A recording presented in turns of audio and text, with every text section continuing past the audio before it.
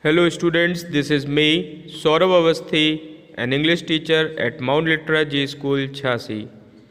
Today, I have brought another chapter that is the address from snapshots, which has been written by Marga Minko. So let's begin with the summary of the chapter. But before that, I will continue with the introduction of the chapter along with the introduction of the author. So here, Marga Minko, pseudonym of Sarah Menko, born 31st March 1920, is a Dutch journalist and writer. Her real surname was Menko, but an official accidentally switched the first vowel. Here, the author was born in a Jewish family while her parents, brothers, and sisters got arrested. She was lucky to escape. She remained in hiding during the World War II. With Bitter Herbs, published in 1957, she started her literary career. In 1959, she wrote Die andere Kant, The Other Side. She settled in Amsterdam. Her writings are often about her experiences as a refugee in the Nazi days. So this was the story of the author, and now we will start with the introduction of the chapter. The story centers around a daughter who goes in search of her mother's belongings after the war in Holland. She finds all the objects which arouse memories of her earlier life.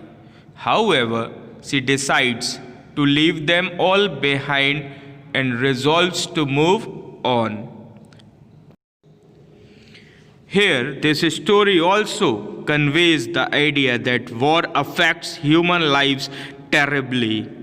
The dislocated refugees rarely come back to their homes. If any of them does come back, he finds himself a stranger in the familiar surroundings and has to go back. War affects them completely and permanently. This is what happens to the narrator.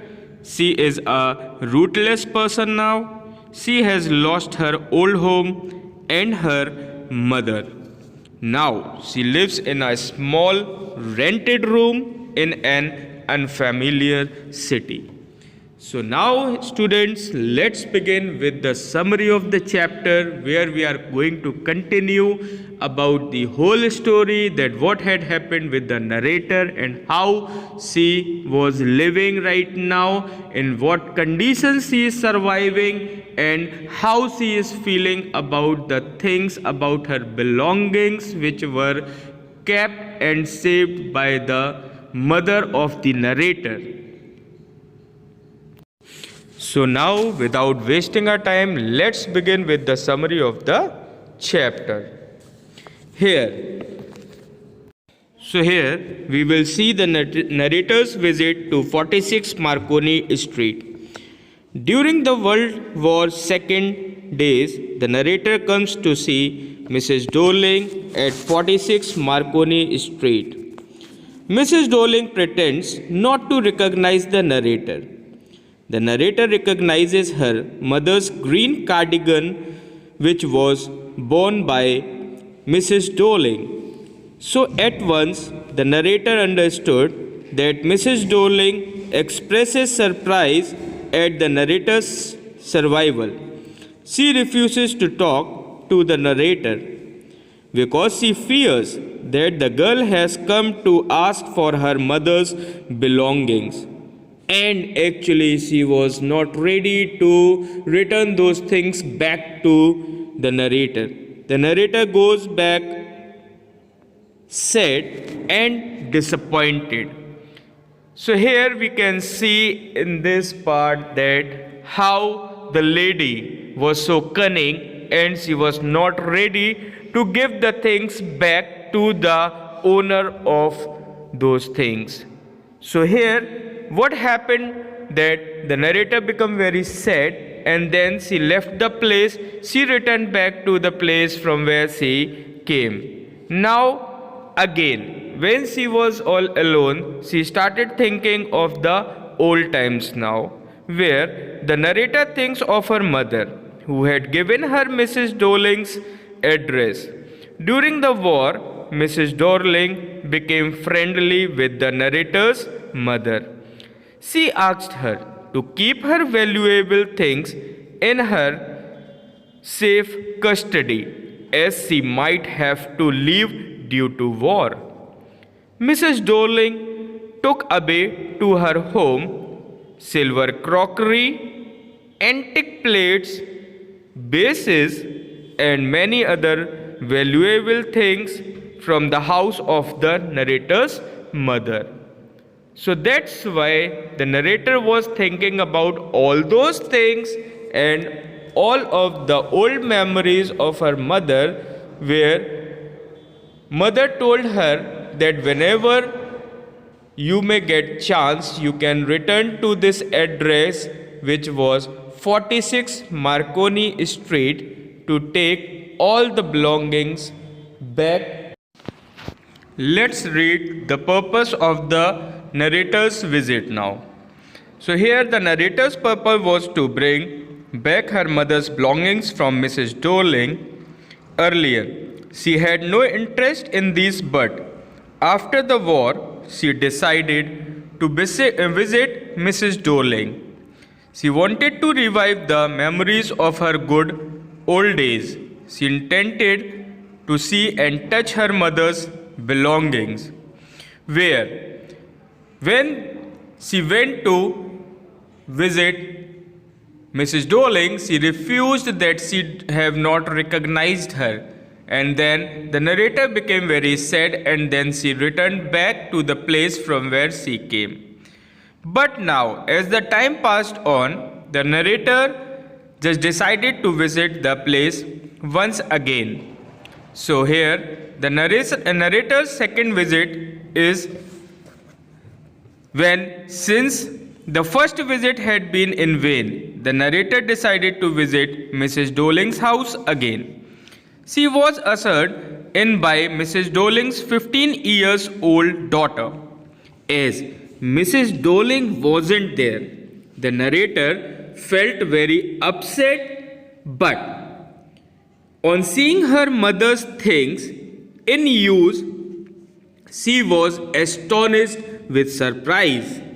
So, because the things were arranged in a very disorderly manner, she saw the green knitted cardigan faded with overuse.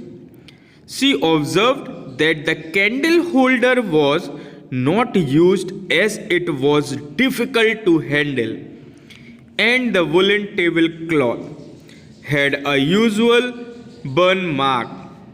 Mrs. Dorling's daughter offered the narrator a tea. She used the bite teapot, spoons, forks, knives, all belonging to the narrator's mother. She was very much surprised to see all those things kept in a disorderly manner. She thought that now the things are totally disturbed and are in a condition of destruction. So here, when she saw all those things untidy and improper, then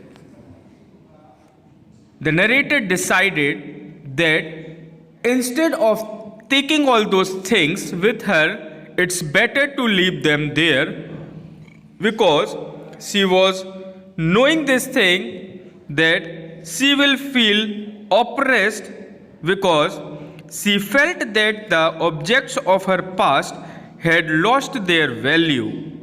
Since they had been in strange surroundings, she realized that she would not be able to use these things in her small rented room. So, here the narrator resolved to forget the address forever and ever and left the house, and she went away from there. She was full of pain, but she was knowing one thing, that if she is going to take all those things along with her, then she will always keep on remembering her mother. And that was not good, as to live with the old memories is only a pain which she is going to get from it. So that's why she just forgot all those things and she just left the place. She bid goodbye to the small girl of Mrs. Darling, and then she returned back to her home. So like this, we come to the conclusion that Mrs. Darling was a dishonest lady, the one who betrayed the trust of the narrator's mother, and she is really an inhuman and insensitive creature, the one who was not good and was untrustworthy. So now this shows somewhere that we should always learn to respect others, their feelings, and we should never break the trust of anyone. We should always try to keep the trust and always be trustworthy with others. So this was the summary of the story, and I hope that you all must have understood the story. So now, thank you so much.